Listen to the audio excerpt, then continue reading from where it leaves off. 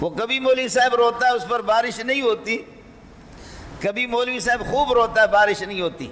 ہمارا بلوچ شکاری جاتا ہے پانی پر، معمولی معمولی قسم کے چشمے ہیں، 24 گھنٹے میں ہرن، گڈ اور 12 سنگے، وہ آ کر کے ایک مرتبہ فجر کی نماز سے کچھ پہلے، اس وقت انسانوں کی چلت پھرت نہیں ہے، یہ جانور شکار والے آتے ہیں اور وہ پانی پی کر کے پھر چلے جاتے ہیں۔ پہاڑوں کی گھاٹیوں میں، جنگلوں میں انسانوں کی نظروں سے اوجھل ہو جاتے ہیں کہ کہیں کوئی شکاری گولی کا نشانہ نہ بنا دے، لیکن شکاری بھی بڑے مضبوط ہو گئے۔ تو وہ بلوچ شکاری ہمارا بتاتا ہے، اس کی بات آپ کو بتا رہا ہوں۔ بلوچ کہتا ہے کہ ہم بھی صبح سویرے اذانوں پہ وہاں چشمے پر پہنچتے ہیں، اور 50 میل 60 میل کے فاصلے پر چاروں طرف سے پانی کا کہیں نام و نشان نہیں ہے۔ پرندے، اللہ آپ کا بھلا کرے، بٹیر ہے، چکور ہے، یہ بس ایک ہی مرتبہ آ کر کے صبح سویرے پانی پیتے ہیں، یا سورج جس وقت غروب ہو چکا ہوتا ہے، سورج غروب ہونے کے بعد پھر جانوروں کو، اور یہ ہرن ہے،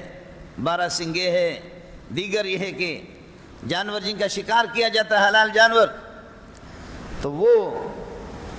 ان کو پتہ ہوتا ہے کہ اب مغرب کے بعد لوگ اپنے ٹھکانوں میں جا چکے ہوں گے، جانا چاہیے۔ لیکن ہمارا شکاری بلوچ صاحب وہ بیٹھا ہوا ہوتا ہے، اللہ آپ کا بھلا کرے، وہ فجر کی نماز پڑھ کر کے وہاں یہ چشمہ ہے سامنے، ادھر مورچہ بنایا ہوا ہے، لیکن بلوچ کی نگاہیں اور پٹھان کی نگاہ اتنی تیز نہیں ہوتی جیسے کہ ان جانوروں کی نگاہیں تیز ہوتی۔ بلوچ بھی کہتا ہے کہ جیسے یہ چشمے پہ منہ رکھے گا تو گولی رسید کروں گا، اس کی خدمت میں گولی پہنچا دوں گا، لیکن وہ جانور دور دور سے آ کر کے ایسے ایسے کر کے دیکھتے ہیں کہ وہ دور اس یہ ہے کہ مورچے میں کچھ سوراخ ہے، اس طرح کوئی انسان ہو رہا ہے، اور بندوق کی نوک اس نے نکالی ہے، ادھر پیاس جان سے مار رہا ہے، اور ادھر یہ ظالم بیٹھا ہوا، شکاری بیٹھا ہوا، بلوچ صاحب بیٹھا ہوا۔ واپس جاتے ہیں، مغرب کے ٹائم پہ بھی اسی طرح، یہ بلوچوں نے خود بتایا، واپس گئے، لیکن پھر یہ ہے کہ کیا اگلے فجر تک اسی طرح رہیں گے، اور اگلے فجر کو بھی یہ ظالم شکاری یہ تو بیٹھا ہوا ہوگا، مغرب کے ٹائم پہ بھی یہ بیٹھے ہوئے ہوتے، پھر کیا کریں؟ تو شکاری خود بتاتے ہیں کہ ہرنوں کے جھنڈ اور ان کے اللہ آپ کا بھلا کرے گلہ اور پورے لشکر ان کی، سامنے والا ان کا بھی کوئی خاص کمانڈر ہوتے ہیں، وہ بھی ہوشیار قسم کے، ادھر ادھر حالات کو دیکھ کر کے جیسے دیکھا کہ یہ پانی پیاسے تو رہو لیکن پانی نہ پیو، واپس ہو گئے، پھر دیکھا کہ آدھا پونا گھنٹے کے بعد پھر آ گئے، فجر کے ٹائم پہ بھی اسی طرح، سورج غروب ہوتے وقت بھی اسی طریقے پر آ گئے، پھر ہمیں دیکھ کر کے بدک کر کے بھاگ گئے، پھر آخر کار مایوس ہو گئے کہ یہ بلوچ مورچہ چھوڑنے والا نہیں ہے، ہمارے پانی اور چشمے کے قریب بیٹھا ہوا، جب بھی جائیں گے تو گولی پہنچے گی۔ تو وہ بلوچ خود قسم اٹھا کر کے کہتا ہے کہ آگے جا کر کے ایک ٹیلے پر، یہاں سے بھاگے،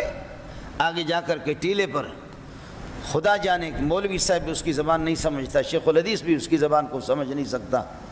وہ ایسے ایسے کر کے آسمان کو دیکھتے رہے، آسمان والی عرش والی ذات سے فریاد کیے کہ پانی کا مالک بھی تو ہے،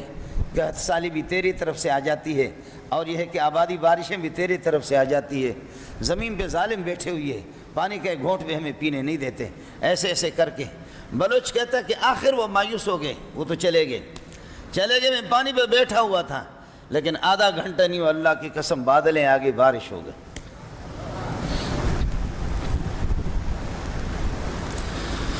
میرا رب ان کا بھی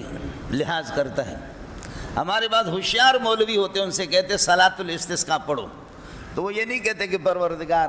تجھے کراچی والوں کا واسطہ ہے، تجھے حیدرآباد والوں کا واسطہ ہے، نواب شاہ والوں کا واسطہ ہے، ربا تو رحم کر، رب تو کرم کر، تجھے مولوی کا واسطہ ہے، حافظوں کا، قراء کا، قاریوں کا، مفتیوں کا، قاضیوں کا اور مناظرین کا، شیخ الحدیث، شیخ التفسیر، بزرگان دین، اولیاء کرام، پیران طریقت۔ تو ہوشیار مولوی وہ ان کا واسطہ نہیں دیتا۔